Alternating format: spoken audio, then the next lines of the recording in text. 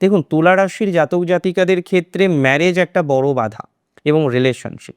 আপনি হয়তো সম্পর্কে আছেন, এমন একটি সম্পর্কের মধ্যে আপনি রয়েছেন, আপনি বুঝতেই পারছেন না যে সেটাকে আদতেও সম্পর্ক বলে না অ্যাটাচমেন্ট বলে, বোথ আর নট সেম। তাহলে আপনাকে রিয়েলাইজ করতে হবে যে what is attachment, what is relationship, both are totally different.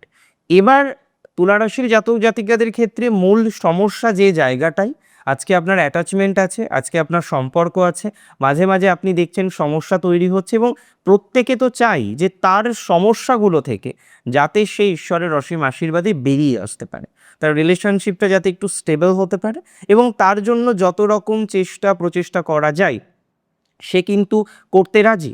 সে কিন্তু চেষ্টা প্রচেষ্টা করতে রাজি যাতে সে বিষয়গুলিকে সমাধান করতে পারে, সমাধান করে এগোনোর চেষ্টা করতে পারে। দেখুন, আমি সিওরিটি আপনাকে দিচ্ছি, I give you the surety যে রিলেশনশিপ আর অ্যাটাচমেন্ট উভয় ক্ষেত্রেই সামহাউ পজিটিভিটির মাত্রা কিন্তু থাকছে 2025-তে। 2025-এর এপ্রিল মাসে আপনার সম্পর্কের জায়গাটা দেখবেন আরেকটু বেটার দিকে যাবে। না, নট লাইক দ্যাট যে এখনই আপনার ম্যারেজ পারফর্ম হয়ে যাচ্ছে, এখনই আপনার বিয়ে হয়ে যাচ্ছে। বিষয়টি এতটা সহজ বা সরল নয়।